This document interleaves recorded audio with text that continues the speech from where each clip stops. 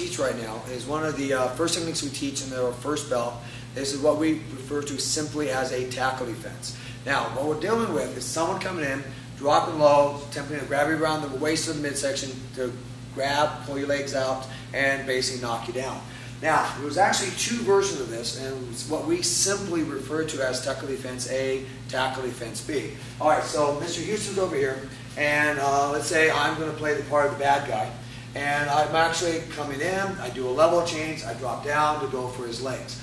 Now, as far as street application, one of the things we want to try to keep to a minimum is trying to grapple with someone, especially if the guy's bigger or stronger, if the guy has likely to have a weapon, or simply he's there with his buddies. So we don't want to get into a clinch with this guy, because if we do that, we're pinned down, we can't move, we can't fight. So what we want to do, our first defense against a tackle, is to try to maintain that distance, to keep the guy off of us. All right, now, one of the things they teach in football, okay, unless I'm mistaken about this, is what's called a stiff arm. Okay, a guy has a football, he's running downfield, you have all these guys trying to tackle him, and one of his basic defenses against having someone grab him is if he can put his hand on the helmet and keep his arm fully extended, okay, that will prevent this guy from able to bridge that final gap. Okay, that's why they refer to it as a stiff arm. Keep that arm extended and stiff, you can keep the guy away from you, and you can keep on running. What we're going to do is kind of along the same lines. We're talking about the guy dropping down to grab you. We're going to try to maintain the cushion, keep the guy as far away from us as possible. Now, we're going to do this in two ways. The first step of this, in fact, let's have you over this way, facing this way. First step, starting from the ground up, is going to step back and we're going to brace ourselves. We're going to say the bad guy's in front of us, right leg steps back, we actually keep our body facing forward. So the stance we're going to do is in our system is what we refer to as a bow stance. Bow stance is where basically the hips are facing forward, back leg is straight. Now when we do this is going to be temporary because we're not going to sink into this, we're simply going to brace ourselves. Now when we do this, as we step back and brace, we're going to actually drive into the top of this guy's shoulders, driving the guy down and away. Now, this can be done with the palms of the hands. It can actually be done very effectively. The problem is, you also risk the chance of actually hooking your thumbs, dislocating your thumbs, and also at the same time, it's more of a push. We want to actually intercept this guy aggressively, so we're going to do this as a strike, emphasizing the chop as well as the form portion of the hands.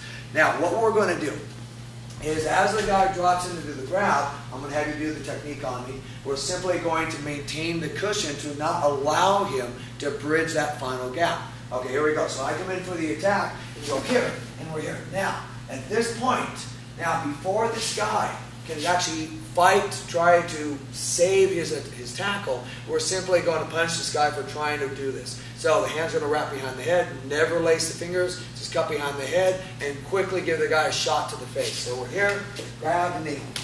And then basically we stop there. Now, we teach this, okay, for simplicity reasons as a single step. Now, it's a little static because in a real fight, if the guy's really aggressively trying to attack you, you're not going to be able to stop this guy with a single step. It's a very real possibility. You may have to take several steps before his attack runs its course. But again, for simplicities, we're talking about teaching the idea, which is block, cup, and then knee. All right, now we're going to start off and have you do this by yourself. Okay, ready? And go. That's it, and again. Go.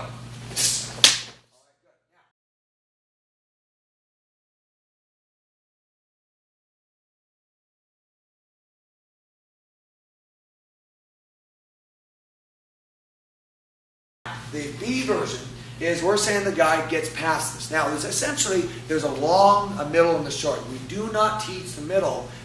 We do mention it, but it's actually a separate technique that we address later on. Now, the middle would be, I come in to do the tackle, he actually stops, and at this point, I get past this, so he simply drops the arms and uses the forearms to actually guide me into something else, and we're basically going into a different game.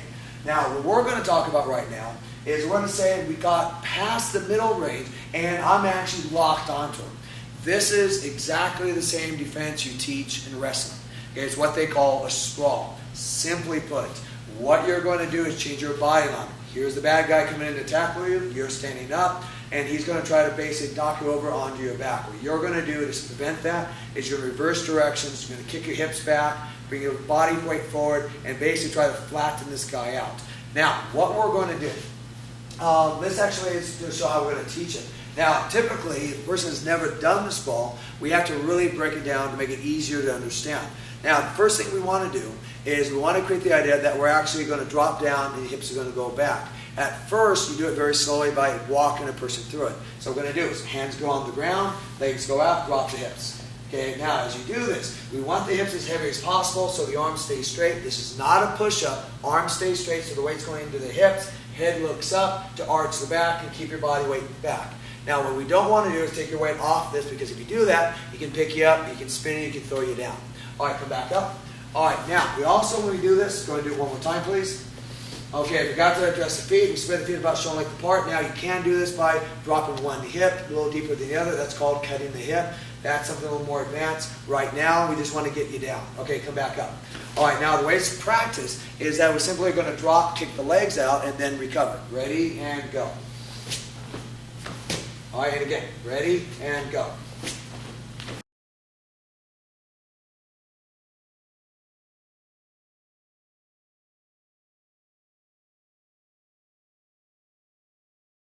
It's really that simple.